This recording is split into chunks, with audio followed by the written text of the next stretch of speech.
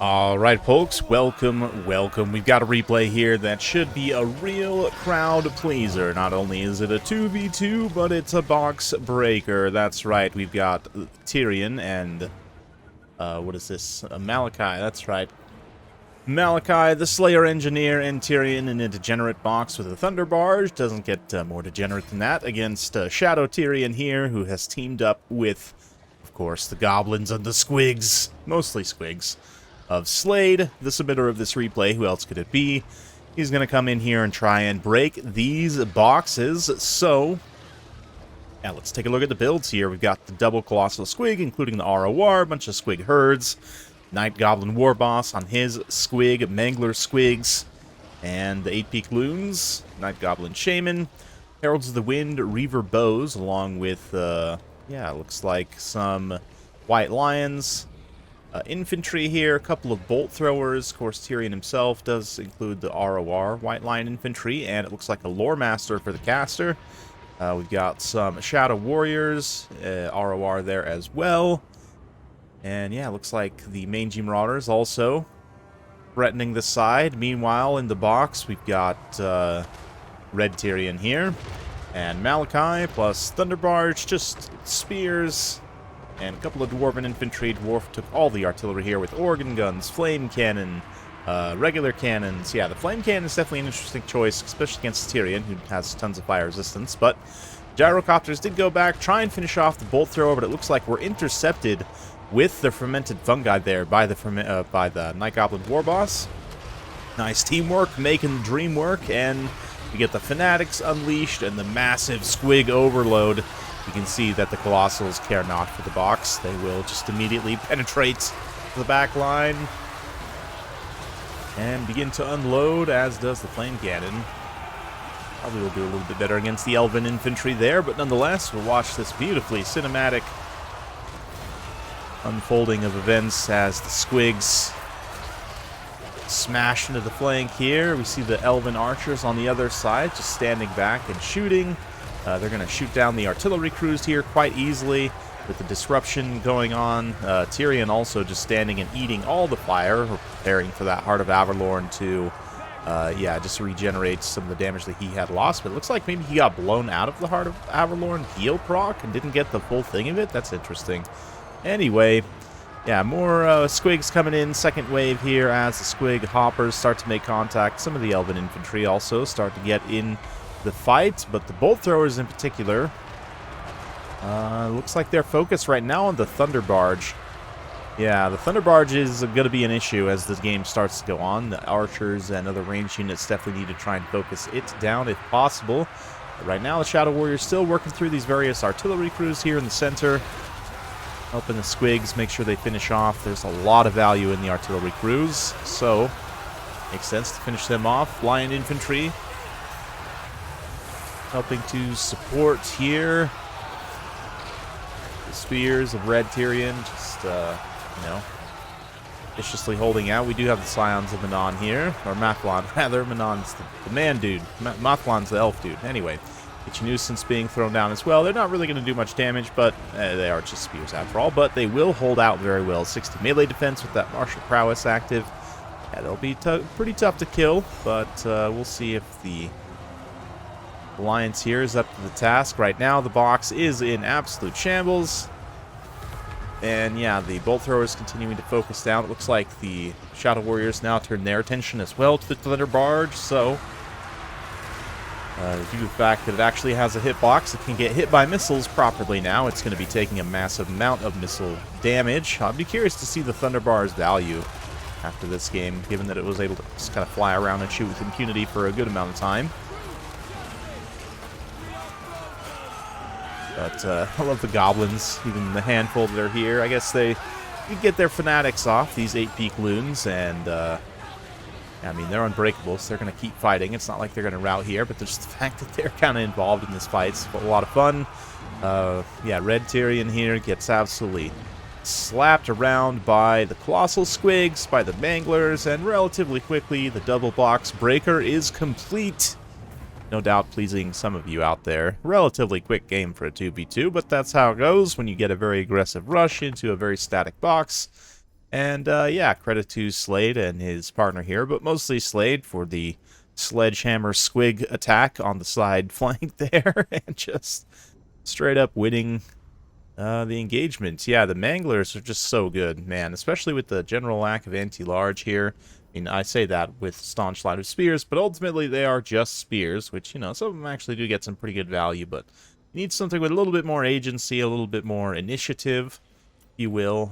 Mobility and mass, basically, was what that translates into in order to fight these guys. Or, like, from the Dwarf side, if you get something with a little bit higher DPS, higher speed, Slayers, the Flame Cannons, I mean, they're a fun pick, but they basically don't do anything.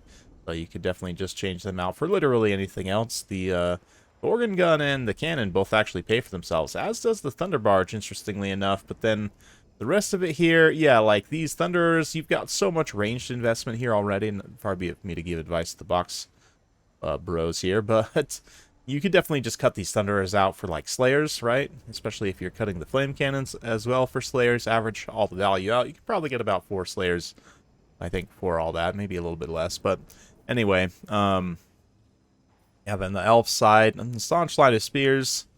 Regular Spears are okay, but when they have some XP chevrons like this, they're going to be less cost-effective. The Silverins definitely will hold up better. They got better stats overall and just more sturdy. But, yeah, again, need something with some more agency and some more ability to actually deal damage here.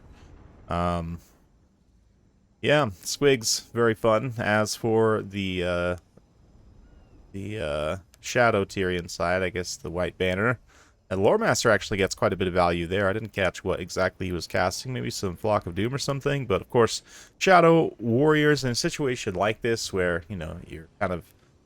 It's almost like the good cop, bad cop, right? In a way, it's the hammer and the shadow anvil in a way that, like, pulls your opponent, ideally pulls them away, but ultimately, the, you know, box boys just stood there and took it, and what that means is, this is one of the biggest downsides of a box as well. This is something that I can just kind of quickly demonstrate, you know, in a number of situations, but just broadly speaking, this goes for a number of basically any faction that has, like, stock archer infantry, right? So if we do something like this, bring in these Shadow Warriors, and then, yeah, you know, just for fun here, let's go with Shaman, and we'll get all these, you know, artilleries. And obviously, you know, Goblin artillery is not the best, but we could even, you know, actually switch this out for Dwarfs. It's just for the purposes of the demonstration. They have artillery crews that are generally a little bit more sturdy. But, yeah. We're on Glacier Lake. But the idea here is that you just come forward and shoot the artillery crews. And you can kill them with just a couple of volleys because they're low model count, they're low HP, they're low armor. I mean, I don't think, other than, like, single entity artillery pieces, right, where the crew is... Crew, in quotations. You can't see me making the quotations, but I am doing it. They're just, like, some like models that are attached to the single entity, which all, you know, has all of its HP in one model, right? So, but the thing to note is, this is one thing I've talked a lot about over the years, is fighting forward from your artillery, because the danger that you can fall into, and obviously this is a map where I can literally just start in Vanguard range probably and just instantly kill them maybe. But, I mean, yeah, I've revealed myself because of the stock, because I have them on fire at will, but the idea still stands. You know, this player is, okay, they're defending close to their artillery, so I can just walk forward and just use my bows, especially High Elves who have very long-range bows, but really any faction that has decently ranged archers can get away with something like this. Just move up and, yeah, take out the artillery crew. Of course, a Lithnar or other similar characters. I think a Lithnar actually has probably the longest range of any characters, so he can do something similar, kind of act as a bolt thrower here. Right now, he's just getting absolutely hosed. But Shadow Walkers, even at their max range, you know, they're not doing a ton of damage, but they do outspeed those dwarf infantry, right? So I can technically just, like, outrun them. You know, oh no, you engage the spears. That's fine. Continue shooting artillery crew, and okay, maybe they don't kill them as fast as a single volley. But if you had, you know, like a line of 3 of them, right, like in that game, or in like a typical, you know, multiplayer game, you probably wouldn't just have one Shadow Warrior, right? Probably have multiple of them. And in that case, yeah, 1 or 2 volleys, you can take out the artillery crew, especially if it's something that's lower leadership, like a Skaven artillery crew, right? So I guess this is just a PSA. Shoot your opponent's artillery crews with arrows. Guns obviously work a little bit worse. They can still work, but you do need a direct line of sight, which can be a little bit trickier to achieve, whereas archers with that beautiful arc of fire, any archers or crossbows generally are going to have a better time being able to fire over the lines fighting, and that's kind of the idea here, is often you got to fire over these engagements in order to shoot the artillery crews, but relatively easy to do.